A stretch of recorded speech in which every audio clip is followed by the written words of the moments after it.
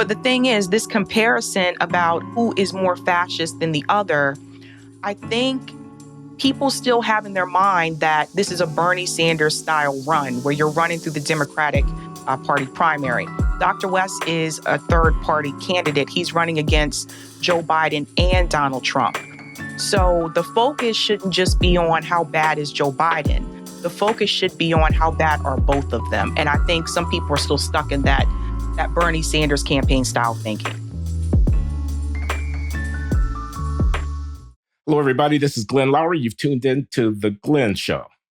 I'm a professor at Brown University and a senior fellow at the Manhattan Institute in New York City, which sponsors The Glenn Show. And my special guest this week is Sabrina Salvati, who is an influencer and podcaster, an editorialist, and online activist on the left, a host of the Sabby Sabs podcast and co-host of the revolutionary Blackout network. And thank you, Sabby, for joining us today.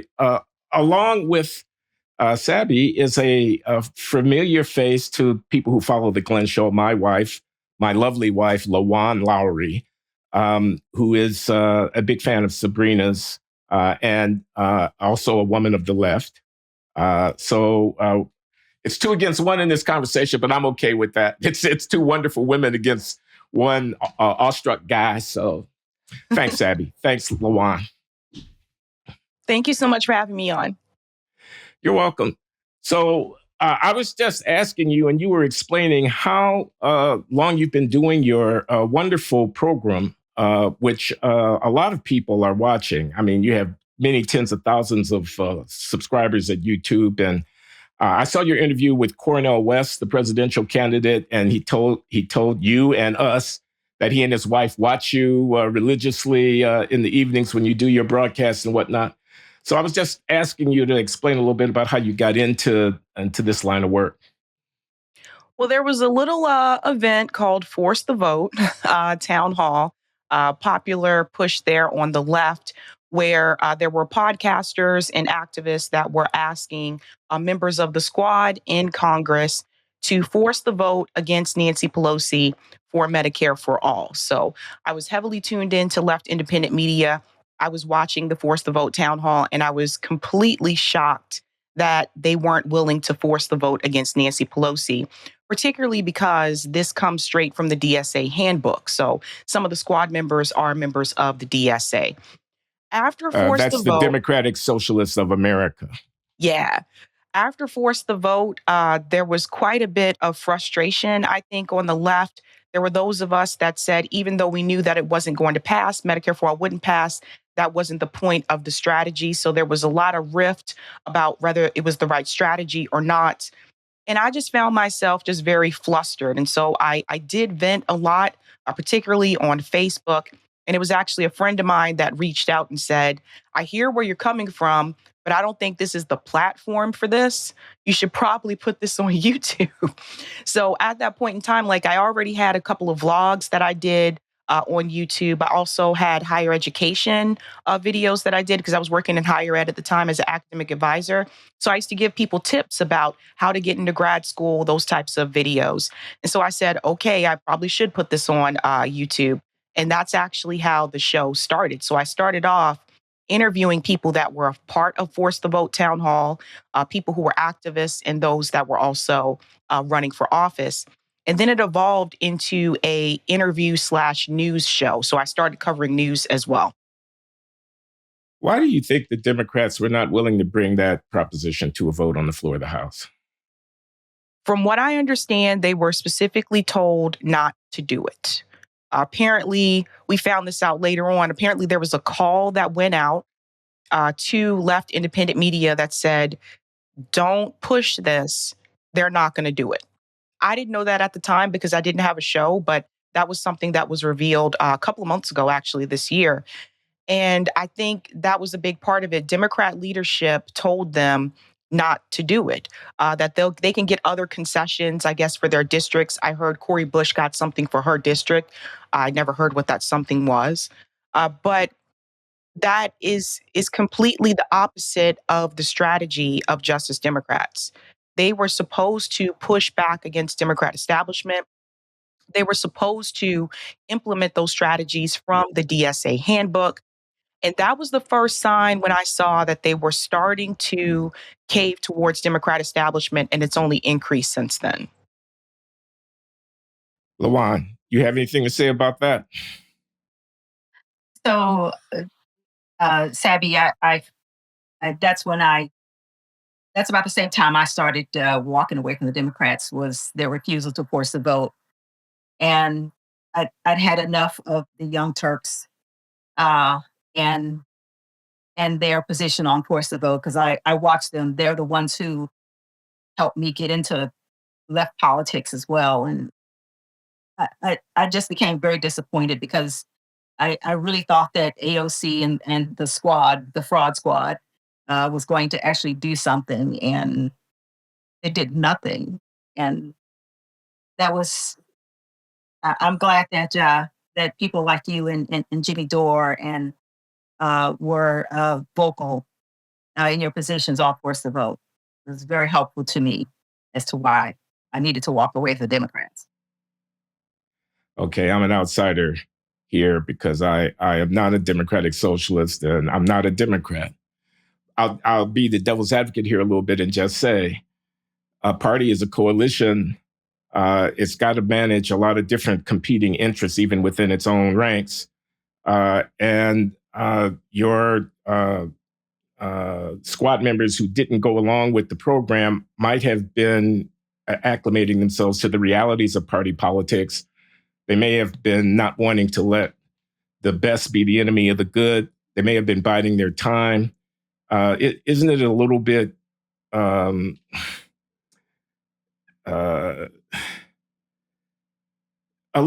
much to expect in a big tent party that the left-wing members are going to throw themselves on their swords every time they run up against the practical calculations of the centrists? I mean, doesn't that coalition require a certain amount of compromise?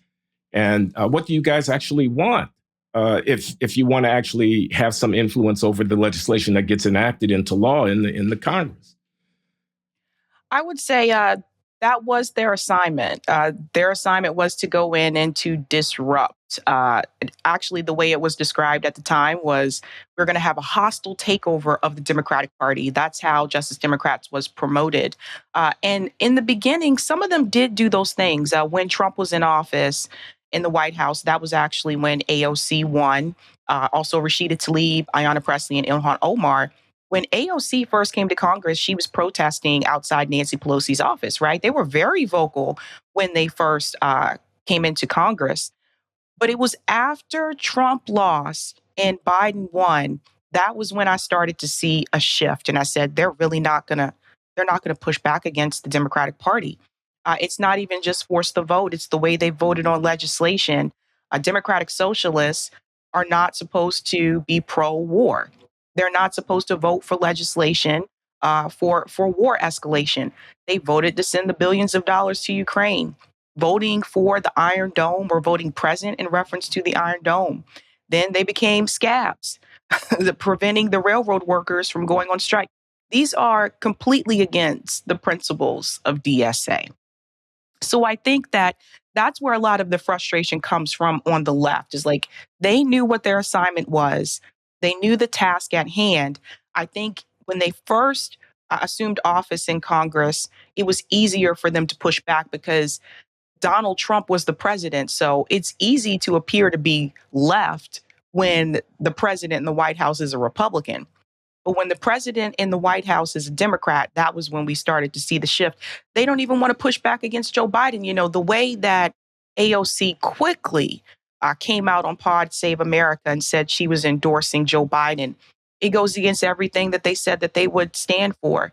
You know, you said that you would fight for Medicare for all. Why are you supporting the candidate that's against Medicare for all when there are candidates in the race that are for Medicare for all?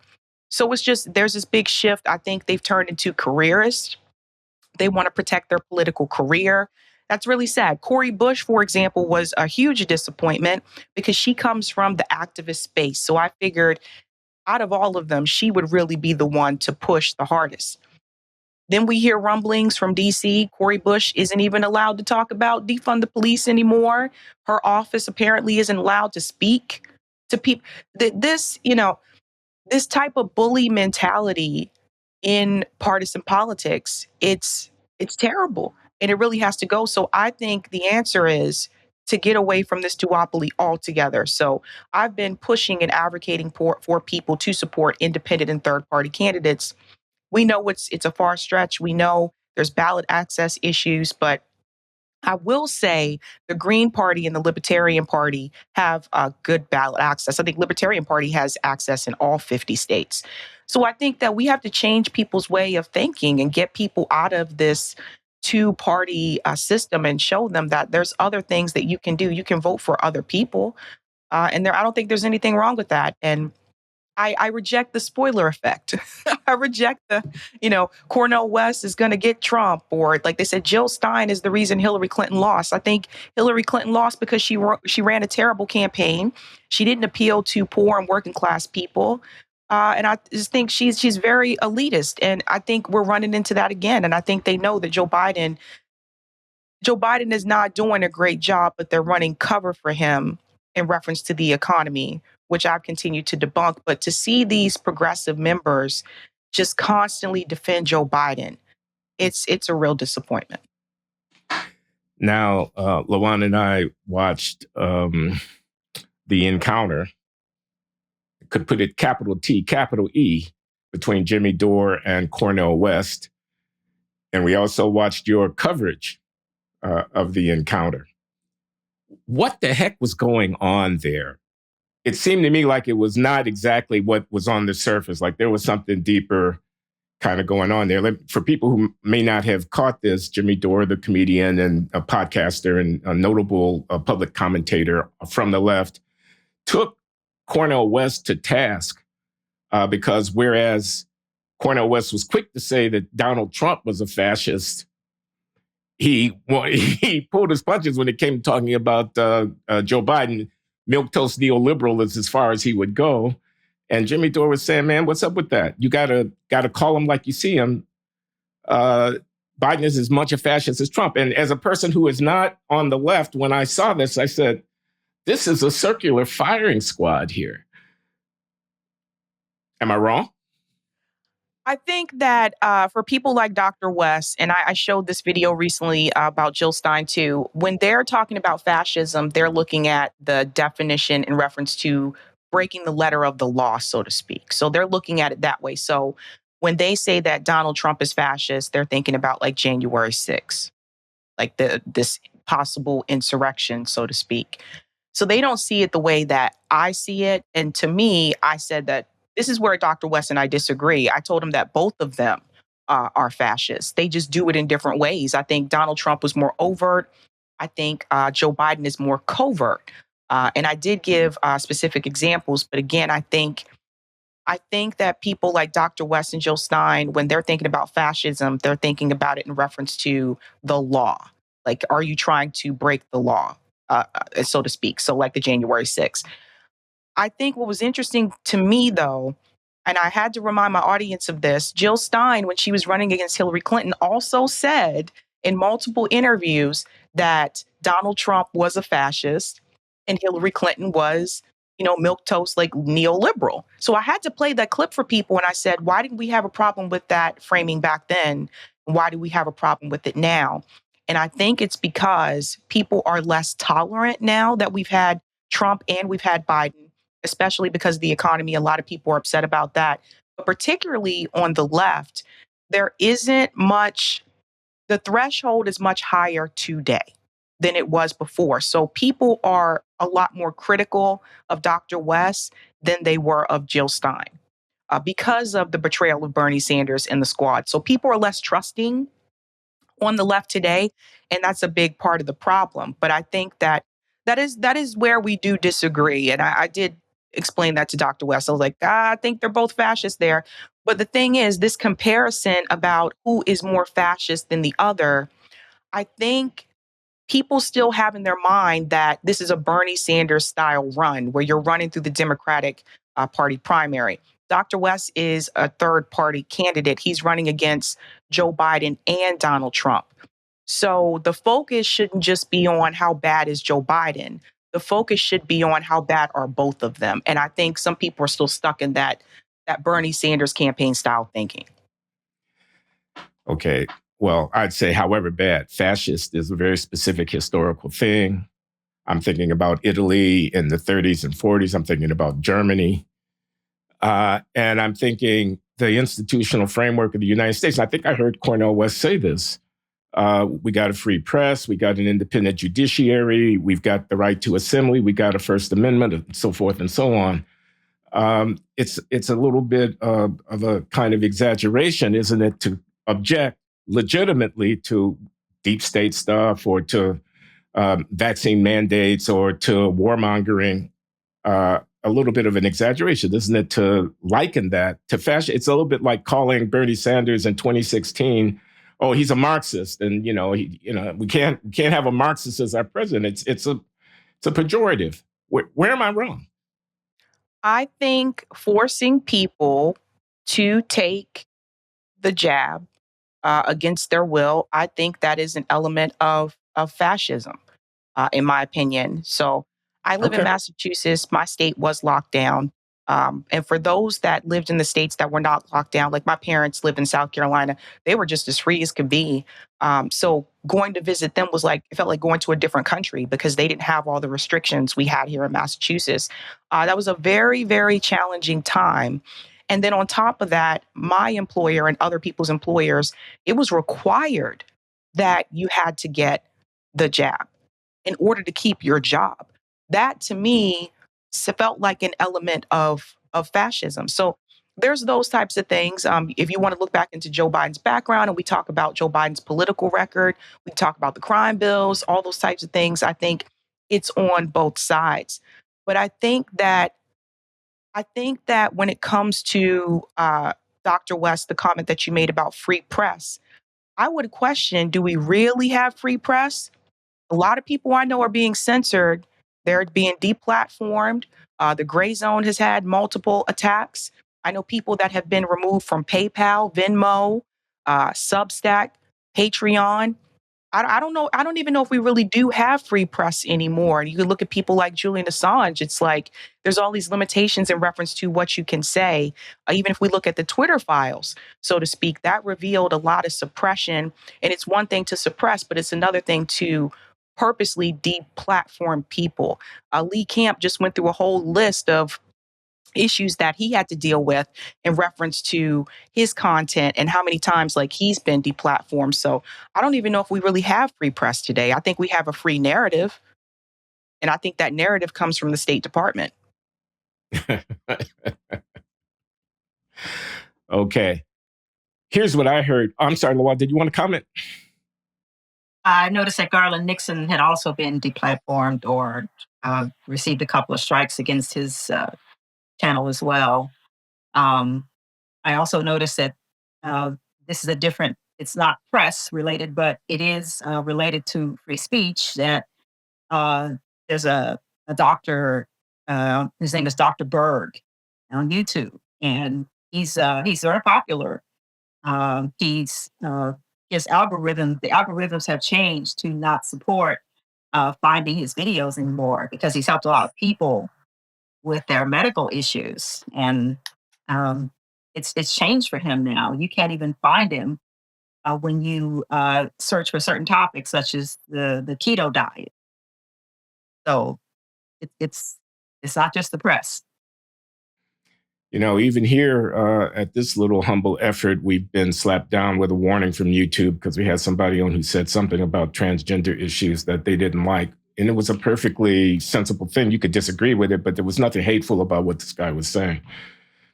I saw another issue in the encounter between Jimmy Dore and Cornel West that I want to try to underscore and get your reaction, Sabrina, which was identity politics will kill the left. That's what I heard Jimmy Dore saying. I heard him saying race, class,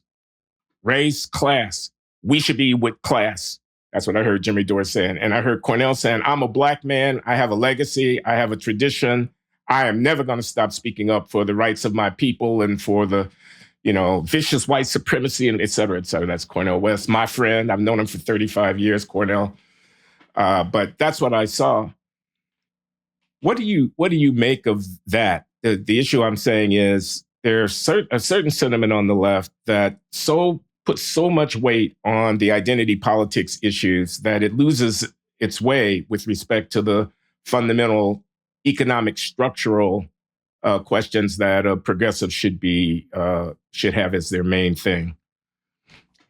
I think there's a difference between using your identity to run for office. For example, Kamala Harris, I can be the first Black, female vice president, that type of thing. That's identity politics when you use your identity to pursue some type of political gain. I think there's a difference between that and telling someone, don't talk about race. I think there's a big difference. Cornel West wrote a book called Race Matters, right? So he spent a lot of his career, longer than I've been alive, fighting for racial justice, Black liberation. This is where he comes from. That's what he knows. He has been supportive of issues when it was not popular to do so. He's supported the Palestinian people's rights when it wasn't popular to do so much to the point that it cost him tenure at Harvard. Right. So when I look back on the justice issues, he's been on the right side of those issues. And I think that when you tell someone like him, don't focus on that, that's going to be difficult to do because that's where he comes from. And he does have to deal with some of the atrocities that are happening to people in this country because of their race. I, for one, tell people like, yes, class is a big issue. But even when you look at the class issue, a lot of times some of these universal policies that we all fought for, Black people were at the bottom. We talk about the healthcare issue. Black people, particularly Black women, are at the bottom. We talk about the education issue. Black people are at the bottom. So even when Bernie Sanders was running, my push was, yes, it would be great to have these universal programs. However, there are still going to be people at the bottom. There are still going to be racial disparities that Black people in particular have to deal with, not just because of class, but because of their race. So the example I gave people recently, we talked about this as a roundtable on RBN, was the incidents that just happened with the shootings. The shooting that happened in Jacksonville, Florida, racially motivated. Those people killed at Dollar General were not killed because of their class. They were killed because they were Black. Similar situation with the shooting in Buffalo, New York. These types of things we can't ignore and pretend like it's not happening. And I think that's Dr. West's point. I think Jimmy's point is when you say you're going to go into a community and you're going to talk to Trump people, if you go in saying so and so is racist and focusing on race, they're going to tune you out. I think what Jimmy was trying to tell him was tailor your message to economics and then they'll listen to what you have to say. However, the way it came across to a lot of people was that don't talk about race at all. And that's just not who Dr. West is. So I think that's why there was a big pushback there between the two. But I have to say, like, after I watched that interview, I was very disappointed. Just very disappointed. In both participants. Yes. I was just very because that's two people that have a long-standing relationship. It's not like this was just an interview with someone that I admire. They know each other. They had a relationship, and it's very apparent to me, even at the very beginning of the interview, it seemed personal. Just from what I saw, it didn't seem like friendly type of. I watched the RFK Jr. interview, very different vibe. I watched the Marianne Williamson interview. Even with that, still kind of different vibe. And I felt like it was personal. And I say that also because I know that Jimmy did say on his show before that he reached out to the campaign to offer to help with the campaign. He talked about this on the show. And apparently, I guess the campaign either didn't respond or did not want to pursue that.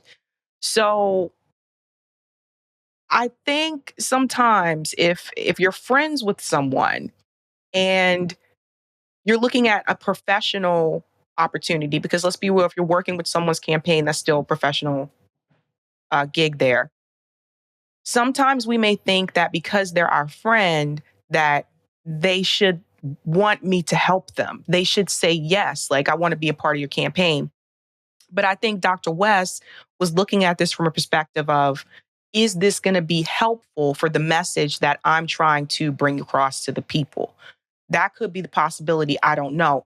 But it was obvious. Like I saw the videos leading up to that interview. It was very obvious to me that there was some tension there. Yeah. Uh, I noticed even right at the beginning when Cornell tried to, he mentioned the comic Carlin, who I guess had a relationship with Jimmy Dore way back in the day, and trying to, loosen things up and whatever. And Jimmy wasn't having it. He was loaded for bear.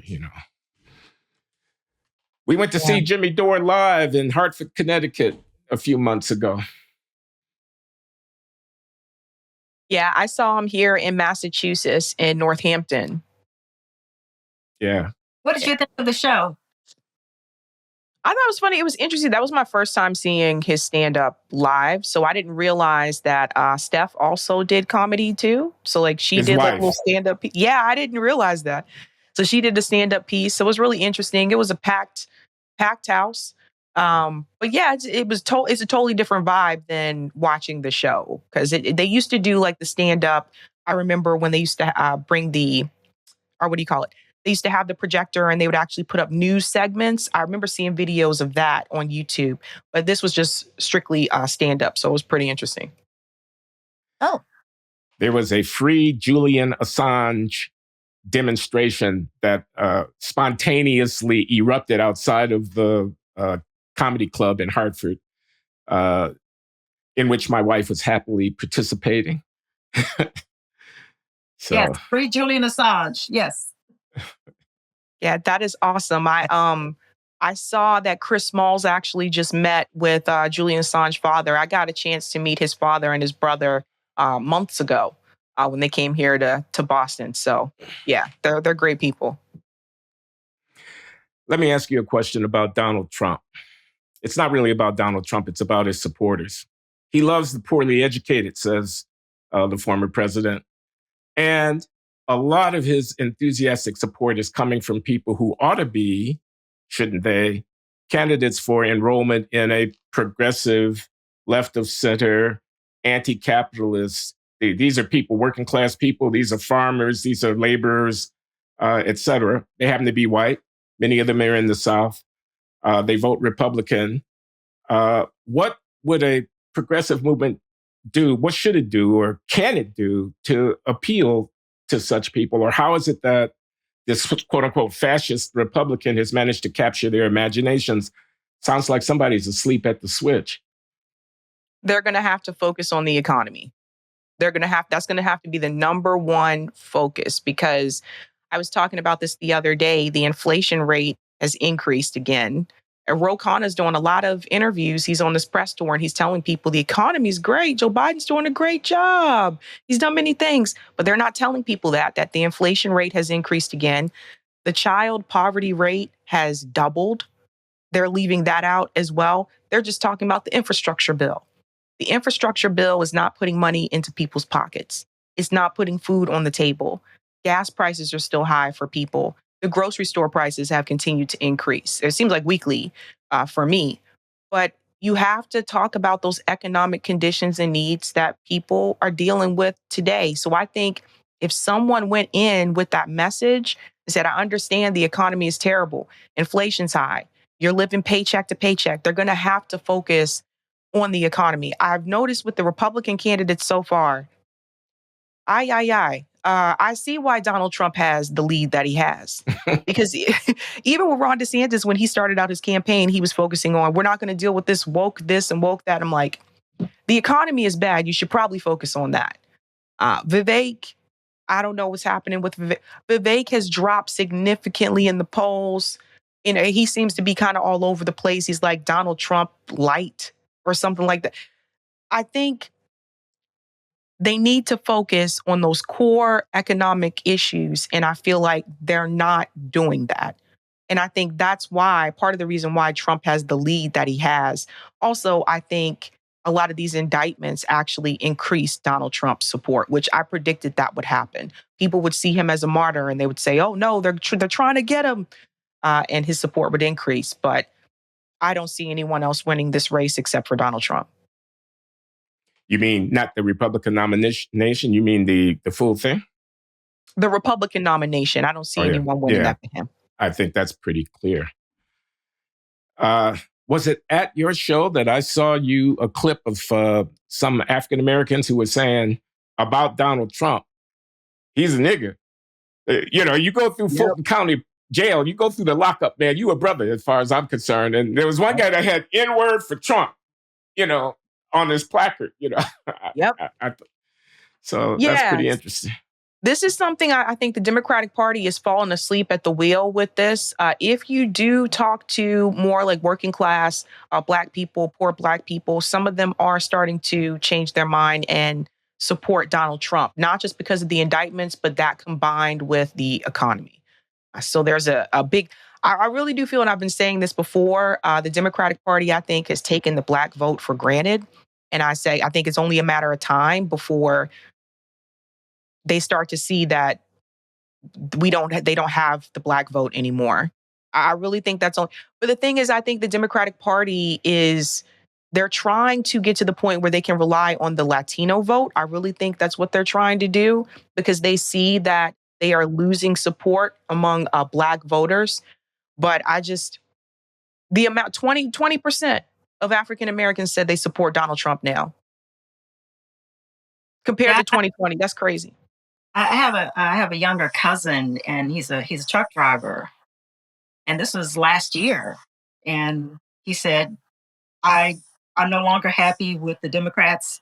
I'm voting for Trump," and I figured that was probably going to be a trend, and this is what's occurring now. I was really surprised to hear that. I certainly was not attempting to convince him to vote Democrat, and I said, "Well, I don't think you should vote for Trump either, but it's your prerogative." And he said, "Hey, I'm tired of the promises that I've heard from the Democrats, and I'm tired of them taking me for granted." This is Particularly Black men. yes, Because when people ask, well, why are Black women, not leaving the Democratic Party the same way that Black men are, I think it has to deal with women's rights, right? So the abortion issue, that's a big part of it. But particularly Black men are leaving the Democratic Party. Okay, let's talk about the economy a little bit more. And I'm going to try to be provocative here. Uh-oh. If I'm for the working man, I'm against climate alarmism because these people basically want to shut down the industrial economy, and that is the lifeline for a lot of working people. If I'm for the guys at the bottom, the men and women at the bottom of the economic hierarchy, I don't want an open border where people are just walking across willy-nilly without restraint, because at the end of the day, they're going to end up competing for the same jobs that other people are trying to get, and they're going to end up putting downward pressure on wages. A $25 an hour minimum wage and an open border just don't compute. What's wrong with what I just said? I would say, in reference to the climate issue, those industrialized jobs are going to have to transition over to a different style. Like, for example, this was something that he did talk about this during his presidency. There were some changes in reference to those jobs, but not in the way that it should have been. If we need to move away from coal, we have to move towards other options there, like solar options or wind options. And I think that people should not rule out nuclear. I know it can be somewhat controversial, but at the same time, like, how much sun and solar power can we really rely on? I think people should not rule out that as well. But eventually it's going to get to a point where we're going to have to transition away from those jobs. That being said, though, for the people who are very passionate about climate, the military industrial complex is the biggest issue. It's the largest single most polluter in the world. So if you are a climate activist, I would also argue you should be an anti-war activist. And I've said this to some of my friends that are passionate about the climate. Why aren't you out there protesting against these wars? We have to talk about the methane gases that are released. We have to talk about the CO2 that's released. We also have to talk about how people in these countries are poisoned years later, even after these wars are done, because of the chemicals that have been distributed during those wars. So I think all these things are important, but to your point, the number one issue that you should be focusing on as a climate activist is the military industrial complex. In reference to the border issue, I think one thing that is left out often, and I've seen this as well, we have to talk about like people in reference to immigration. A lot of times the focus is on people crossing the border. But we have to ask, why are they coming here? And the reason why they're coming here is because of the destruction in their own countries, which we can contribute to the United States military. The United States government has caused a lot of this destruction in those countries. That's why they're leaving and coming here. So that's number one. Number two, we cannot forget about people who come into this country legally, but overstay their visas. And that's a big one. And this is the part, like when I tell people, a lot of people come here, not necessarily on foot, but on planes. And they come here legally, but they overstay their visas. So there's a lot of that happens as well. I think that until you fix the amount of imperialism, the amount of US catastrophe in those countries, in countries like Haiti, in the global South, I think it's going to be hard for those people to turn away. You have to fix the destruction that the United States government has done to people in those countries that is pushing those people out of their countries. Yeah, I don't agree with that. I don't agree with the stuff about climate either. And let me try to say why very succinctly, and I invite rebuttal. Automobiles must be generating more CO2 in their exhaust than whatever the military is doing. I don't know exactly what the military is doing. I know the US probably blew up that Nord Stream pipeline, which released a lot of gas into the atmosphere and so forth. But automobiles, okay, burning fossil fuels to generate electricity, you say nuclear, that's a good thing. But those things just quantitatively have got to be massively more significant than whatever the military is doing. So it seems to me, I invite your rebuttal. On the thing about the U.S. foreign policy being in the hemisphere being a source for migrants, let me grant the point. I don't want to argue the point about what did the U.S. do in Chile, Venezuela, Cuba, Central America, whatever. What I want to say is apples and oranges. Even if I grant that the U.S. is responsible for disruption in those countries, doesn't answer the question that I have to let people walk across the border without authorization. Those are two separate things altogether. Or are you saying we got it coming, chickens coming home to roost, we deserve the inundation because our hands are dirty with respect to meddling in regional politics? So I offer that. I think we deserve it. Let's use a country like Haiti, for example. A lot of people don't know this. A lot of people talk about the earthquakes in Haiti, but let's go further back. Let's go back to Woodrow Wilson's presidency. Woodrow Wilson intervened in Haiti. He brought in the US Marines to occupy Haiti, not just militarily, but also financially. The US government took over their businesses, seized their businesses, and also seized their banks. The US government had no reason to do that. This is just what we do. We go into other countries, we take over, we take their resources, and we try to destroy these countries. And then we put our hands up in the air and say, oh, I don't know why they're coming here. We know exactly why they're coming here. So I do feel like we kind of had it coming, in reference to the climate issue where you were talking about the automobiles, the military industrial complex, the tanks that the military use, the exhaust, the emissions that come from those tanks, it burns more gas at a faster rate. It is more powerful to the environment than your typical automobile. So when I say the military industrial complex, it's not just the bombs, it's not just war, it's also the vehicles that are used by the military industrial complex. So those tanks, those vehicles emit more emissions into the environment than your average car. So I think these are things that the people need to look up the data and actually see is that the military industrial complex is a big problem. And until we stop that, and we want to go further to transportation, planes emit a lot of emissions as well. So there's a lot of factors here. I understand what you're saying about like the climate catastrophe.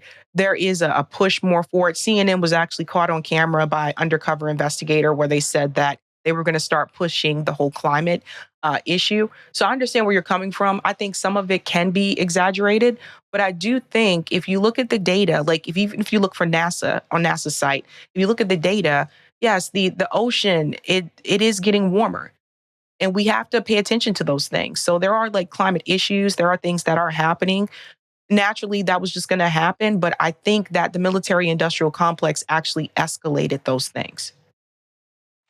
Okay. Baby, do you want to add anything to that? Well, I'd like to say that I think that I I can't say which side I fall regarding the climate issue, and I definitely know that there are a lot more emissions from those tanks and from airplanes, private planes as well, um, and even large agricultural farms. I know that there's a lot of blame on cows, for example, and methane emission, I shouldn't which laugh.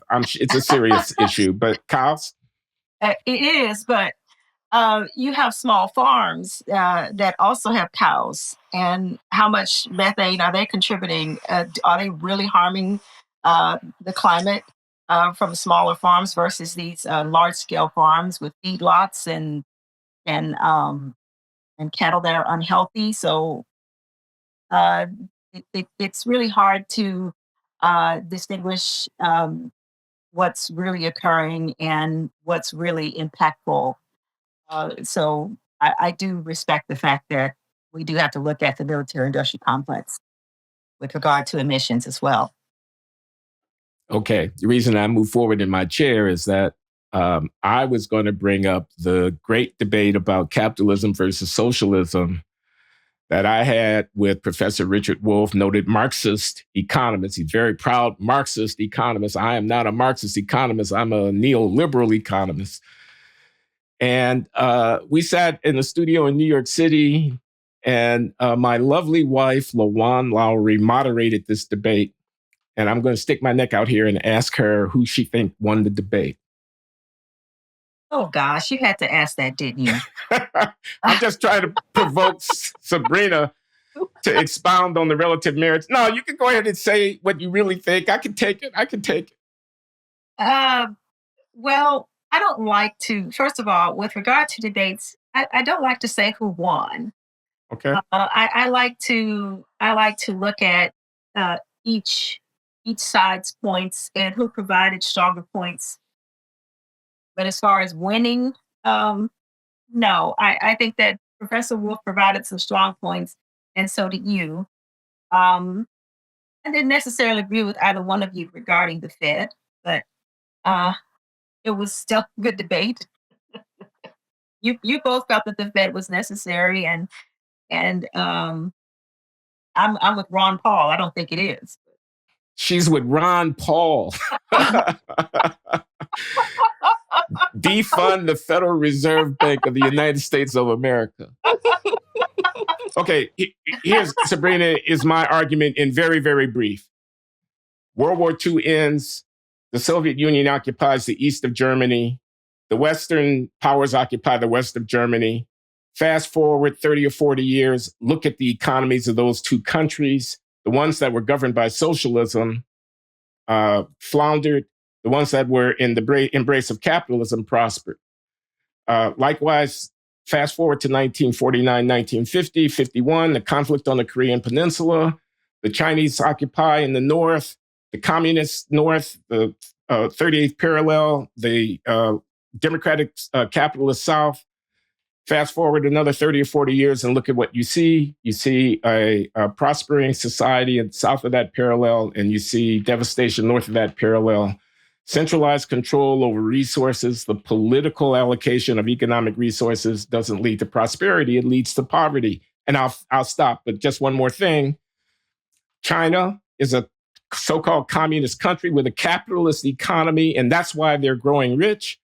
India, with 2 billion people, is fast joining the forefront of nations in terms of economic influence and impact. And that's because they're allowing markets and private property and free enterprise and profit seeking to drive their economic development. The jury is in. Socialism doesn't work. How is capitalism working out for people in the United States? And when you say prospered, who prospered? Which people? Everybody? See, I think this is the thing. When I talk about socialism, I'm talking about people owning the means of production. And I think like there's a lot of talk right now about the unions. We were just talking about the UAW possible strike, whatever that turned out to be, strike there. And I continue to tell my audience this is why we can't just stop at unions, because the union managers have been known to turn on the union members, to sell them out. They will escalate and say that we're going to have a strike, and then last minute they'll just sell out the members and say no, we just went ahead and took the deal. A lot of times the members don't have a voice at the bargaining table, and this is why I always bring it back to worker co-ops, because I think it's important. When you look at worker co-ops, the workers, they own a piece of the company. Most Americans today don't own anything.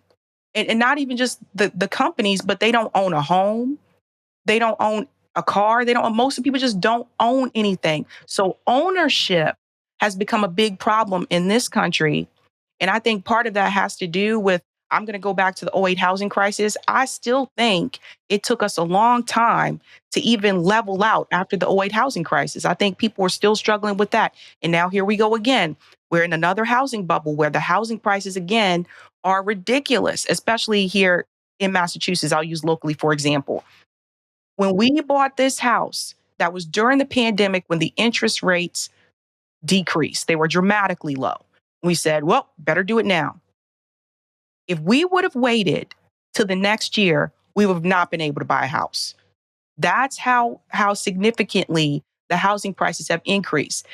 You have companies like BlackRock who buy up single family homes, they renovate them, and they increase the price. And this is why a lot of young people graduating from college today can't afford to buy a home, because you have these other companies that have come in. We have to find a way to remove these businesses from housing. We have to prevent them from owning this type of private equity, because this is not going to end. And a lot of people are going to run into this issue where they're going to become forever renters. So who is capitalism working out for? Because the average person, the average working class person, especially if you're poor, a lot of people forget about poor people, but the average working class person, they're not going to own anything. They're not going to be able to come up with enough money for a down payment on a home, especially today. Kids are graduating college with bachelor's degrees, master's degrees, PhDs, and they still can't put a down payment on a home. So when is this going to end? So what I always say it is, when you are working for an employer, when it's not a part of a worker co-op, you are really you're at their behest in a way. They can lay you off anytime they want to. Even when you talk about benefits, all of these jobs that Joe Biden says he created, how many of these jobs are temp positions, contract positions? Are these full-time jobs with benefits? Because from what I've heard from people, a lot of these jobs don't even have full benefits. So who was capitalism really working out for? Because what I see is a lot of people who are at the very top that are making a lot of money, a lot of these CEOs and these millionaires and billionaires, they got there because they're exploiting people at the bottom. So the people who are making that $15 an hour, the $19 an hour cap that UAW talked about at Jeep. So this is a problem. There are too many people in this country in particular that are struggling. When we talk about internationally, we can also talk about exploitation internationally. One of the things that was brought to my attention a couple months ago, when you look at some of these countries like a Denmark, so to speak, and they say that we have these universal programs, we have all this stuff for the people. A lot of times what people don't realize, even though people in that country may not be exploited, they're exploiting people in the global south. They're getting those products and goods from the global south. So the exploitation is still happening. So who does capitalism actually work out for? The hundreds of millions of peasants in rural China who have migrated to small towns and to bigger towns and are working in factories and are living much, much better than they would have been living if they'd stayed on the land. Likewise, the hundreds of millions in South Asia who are part of this burgeoning Indian dynamic economy that is changing the face of their country and ultimately of the world. I mean, compared to what? I grant you there's inequality under capitalism. It's better to be rich than to be poor. There's not any question about that. And I grant you that there's exploitation. I agree that there is exploitation. But compared to what? You want to collectivize the allocation of housing? You want to make that into a political football? I mean, you know, I'm skeptical that it's going to work out. Well, but capitalism in these other countries at the expense of Americans. Uh, what about the jobs that were lost here that went to China or to India? What happens to the people who live under the capitalist system here and in the working class? They've lost their jobs, they've lost their livelihoods, opportunities to participate in the capitalist system. Well, if you're asking me, I would have relatively open markets and I would take care of people who got displaced with social policy, allowing them to transition, retrain, or whatever. But I wouldn't try to hold on to every job to the last moment because technologies change and because if I have a country of 500 million people or something like that coming online in terms of the global economy, there's going to be a shift in where stuff gets produced and we have to roll with those punches. I wouldn't try to freeze into permanence the current allocation because the fundamentals are shifting, and that's just the way of the world. The other thing I would say is, I mean, I'm going to link the immigration discussion with the capitalism discussion.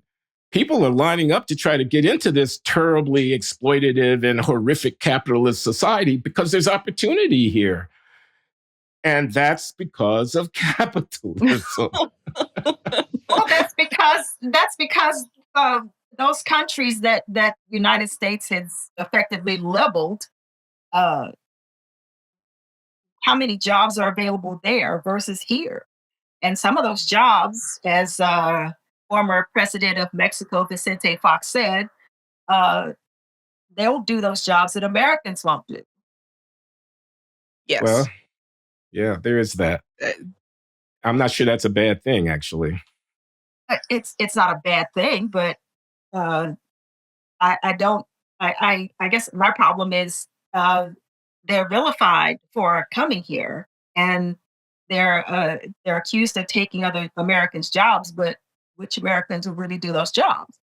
Just for the record, I don't want a closed border to people coming in. I just want to have control and discretion over who enters the country. I don't want it to be a willy-nilly open border situation as it is in effect right now. I want it to be a result of conscious policy by the government representing the people on behalf of who should be in our country. That's fine with me. I don't see anything wrong with that. Other countries do it as well. So, Right. Well, but I I think need to stop leveling other countries in the process. yeah, and I think the entire immigration issue in this country definitely needs to be fixed. It shouldn't take people, 10 years to become a citizen either. And I know people that have gone through that process and it's been very long.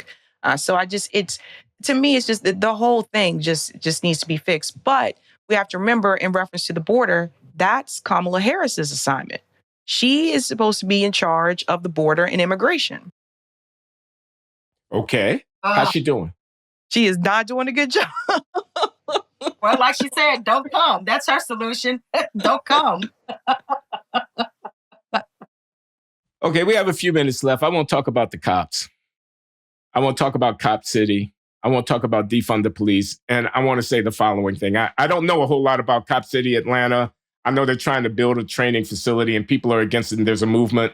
And more power to them. I don't have a dog in that fight, but I'm prepared to acknowledge that there's some legitimate concerns about militarizing of police.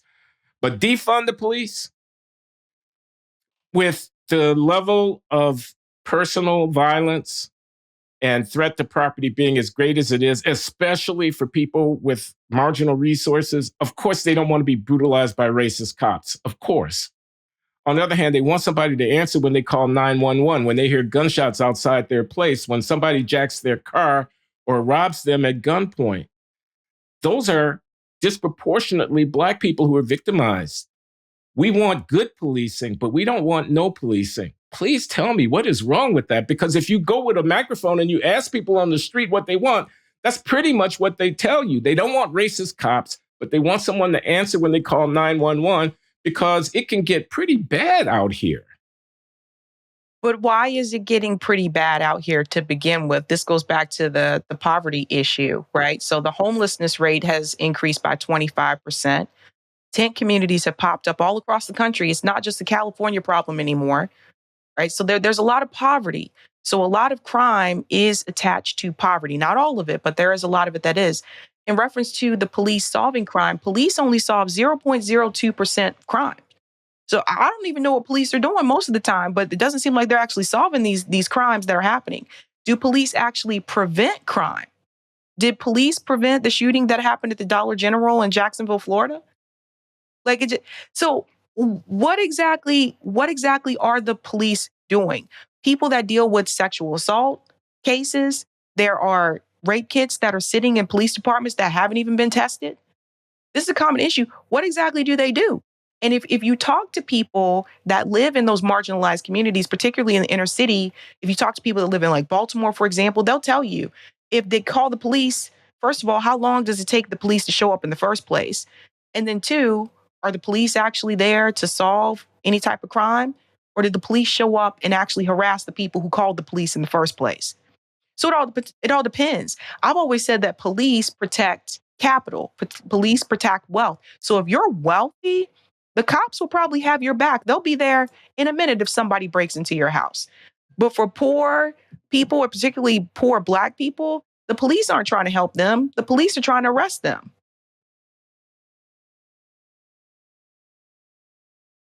Okay. I'm going to have to answer that.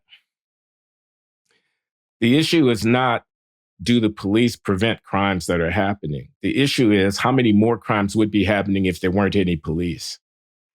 I think policing does prevent crime, but it doesn't prevent the crime that has actually happened. They are coming after the fact to investigate or whatever.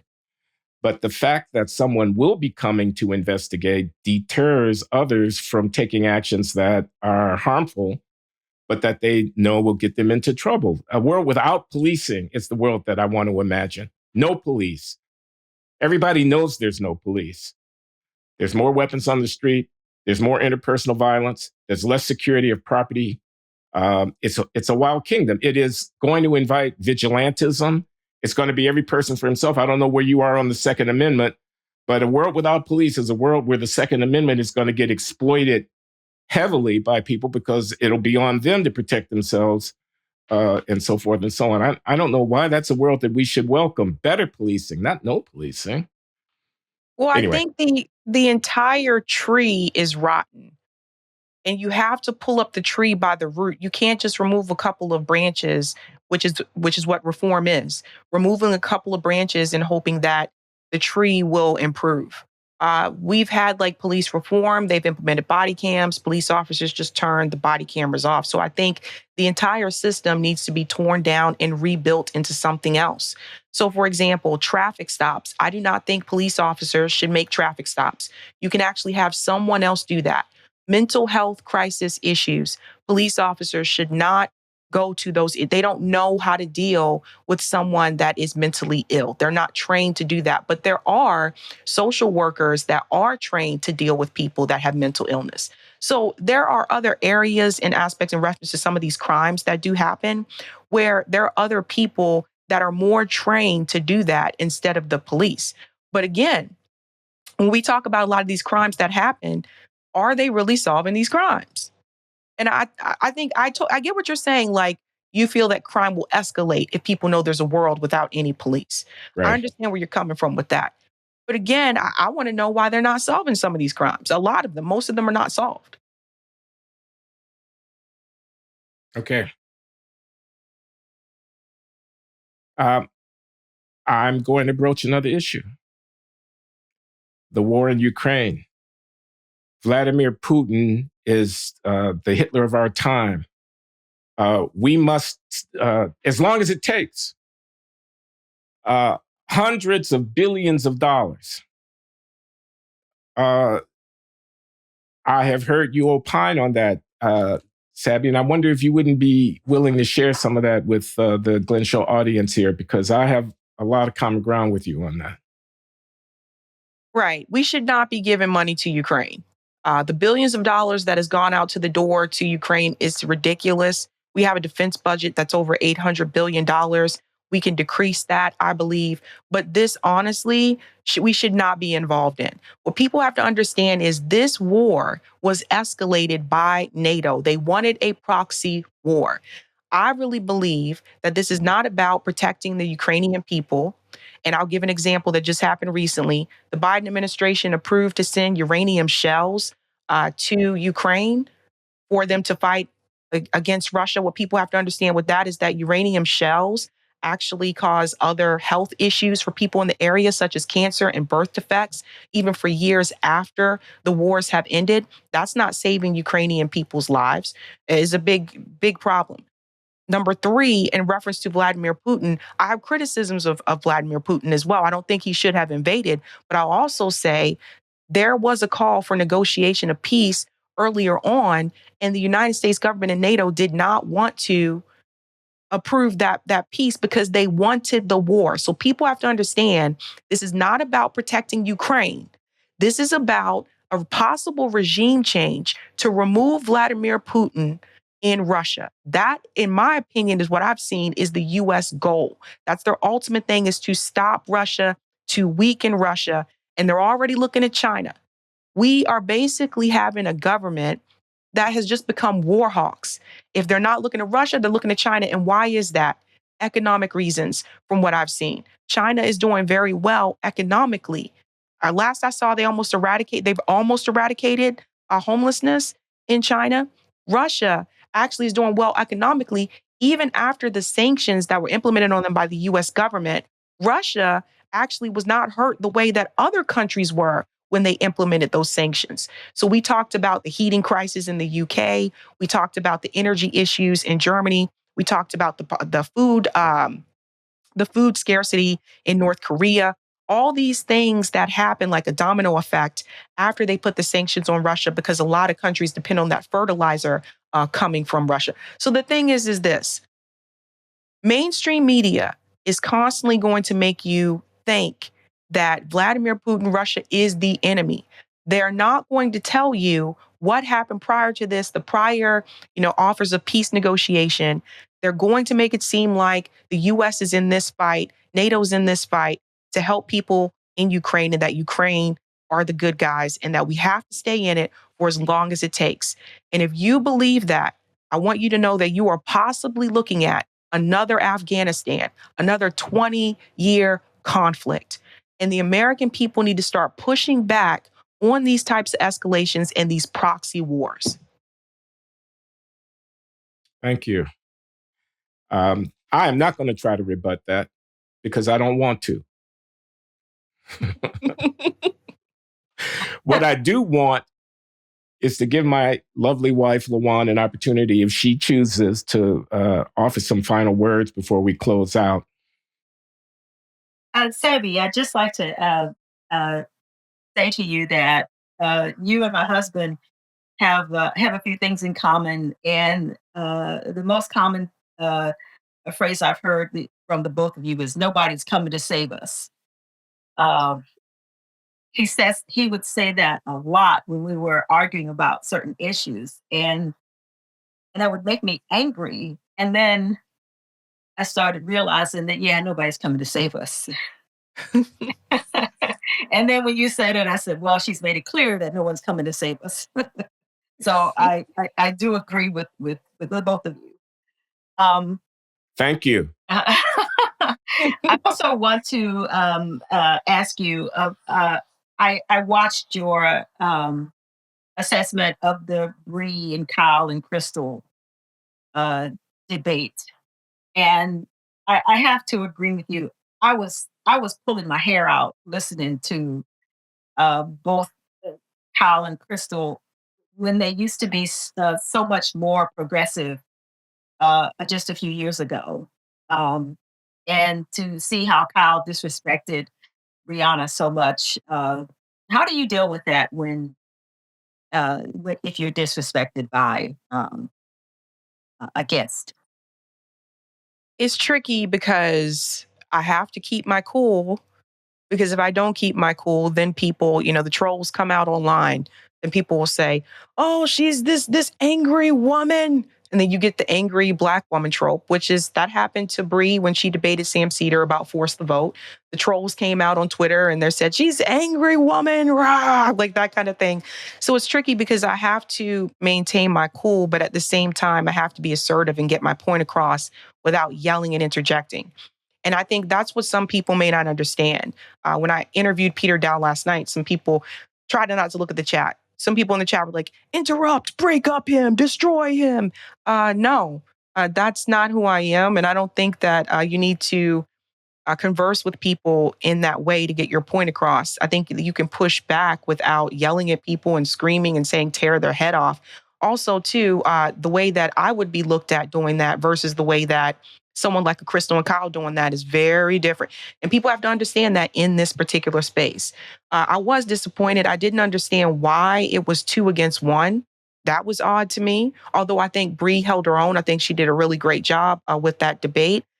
But Yeah. Let me tell people that Bree is Brianna Joy Gray, the African-American woman podcaster and commentator of some note.